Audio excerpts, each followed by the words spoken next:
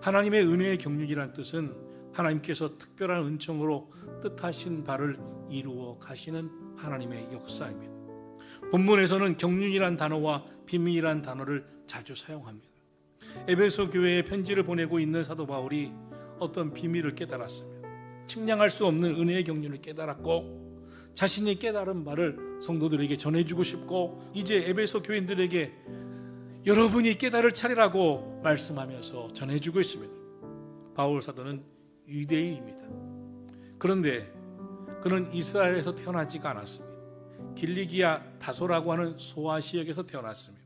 그 지역은 로마가 점령하고 있었고 로마 시민권을 차지하고 있었고 헬라어를 잘 사용하고 있었고 지중해 해변에 위치한 그런 지역이기 때문에 바다가 무섭지 않은 익숙한 사람으로 성장할 수가 있었습니다.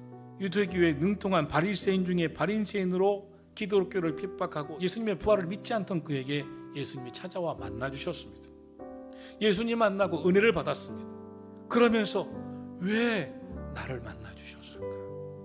나는 왜 거기서 태어났을까? 나는 왜 헬라 교육을 받았을까? 로마 시민권을 왜 가지게 되었을까? 나는 왜 해양이 익숙한 사람으로 훈련이 되었을까? 이 모든 비밀을 하나님의 경륜을 일순간에 깨닫게 됩니다. 하나님께서 그를 이방인들을 전도하기 위해 이미 택정하고 부르시고 훈련시킨 하나님이 택하신 자였다는, 내 삶 속에 모든 역사는 하나님의 은혜의 경륜이 있었다는 것을 그는 깨닫게 됩니다. 나와 같이 이렇게 예수님 믿지 않았던 부족한 자도 이런 은혜를 받았다면 여러분 중에는 어느 누구도 하나님의 은혜를 받지 못할 자도 없고 깨닫지 못할 자도 없다는 것을 지금 말씀하려고 하는 것이었습니다. 여러분, 깨달아야 합니다. 중요한 것은 내가 깨달은 진리가 내 인생을 바꾼다는 것입니다. 말씀을 들으면서 어느 순간 진리가 깨달아질 때 인생은 바뀌어지게 되어 있습니다. 신앙의 세계 속에는 자신만이 아는 특별한 비밀이 있습니다. 나만이 알고 있는 비밀이 있어야 나의 신앙 고백이 있어야 합니다. 내가 만나고 경험한 하나님, 나의 간증이 있어야 합니다. 진짜 은혜는 내가 하나님의 경륜을 깨달을 때 오는 것입니다. 측량할 수 없는 하나님의 은혜의 비밀을 깨달을 때 오는 것입니다. 내가 직접 깨달은 진리야말로, 그 은혜를 경험한 것이야말로 놀라운 것입니다. 인생의 힘은 은혜의 비밀을 발견하는 데 있습니다. 하나님의 경륜을 발견하는 데 있습니다. 깨닫고 발견할 때 그 측량할 수 없는 하나님의 은혜에 감격하게 됩니다. 나의 삶을 움직이는 것은 내가 경험하고 발견한 하나님의 은혜를 깨닫는 거기에 있습니다. 깨달음의 순간이 올 때 인생은 바뀌는 겁니다. 바울이 그리스도의 비밀로 흥분에 빠졌던 것처럼 여러분은 여러분에게 주신 하나님의 은혜를 깨달음으로 감격에 차고 넘치시기를 예수님의 이름으로 축원합니다. 우리 한 사람 한 사람 개인의 신앙의 세계에 나만의 영적 비밀이 있어야 됩니다. 예수님을 남다르게 믿는 신앙의 사람들이 있습니다. 예수를 믿어도 특별한 믿음으로 변함없이 평생을 끝까지 믿는 영적 비밀을 가진 자들이 있습니다. 예수님을 똑같이 믿고 교회를 똑같이 오는 것 같은데 신앙의 수준의 차이가 완전히 다릅니다. 그것은 그분만이 가진 영적인 비밀 때문입니다.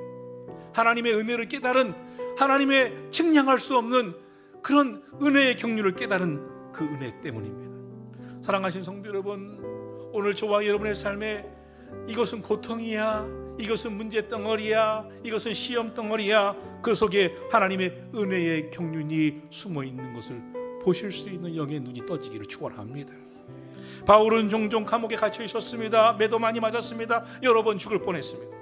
에베소서를 쓰고 있는 지금 현재 그때도 로마 감옥에 있었습니다. 빌립보서 등 많은 옥중 서신이 그의 손에서 나왔습니다. 그런데 그는 드디어 깨닫게 되었습니다. 내가 왜 감옥살이를 하는지, 이 감옥에서 깊은 하나님의 은혜의 세계를 생각하고 교회마다 편지를 쓰면서 바쁘게 다니던 그에게 하나님께서 멈춰서게 하고 은혜를 알게 하고 기도하게 하고 그 교회마다 하나님의 말씀을 전할 수 있게 하신 하나님의 뜻을 알게 되었습니다. 그래서 그의 바울의 손을 통해서 사도행전 후반부부터 신약성경 13권이 기록됩니다. 그 감옥살이가 그의 인생에 얼마나 중요한 의미가 있었는지 이것도 하나님의 경륜이었구나, 그런 깨닫게 됩니다. 요셉은 어렸을 때 노예로 팔려가서 종살이를 합니다. 그리고 감옥살이의 고통을 당합니다. 그의 인생의 시련 때문에 이제는 그 원한이 가득한 삶을 살았을 것입니다. 그런데 요셉은 그 많은 인생의 긴 고통, 고난을 겪었던 사람 같지 않게, 배신을 당한 사람 같지 않게 반듯합니다. 부드럽습니다.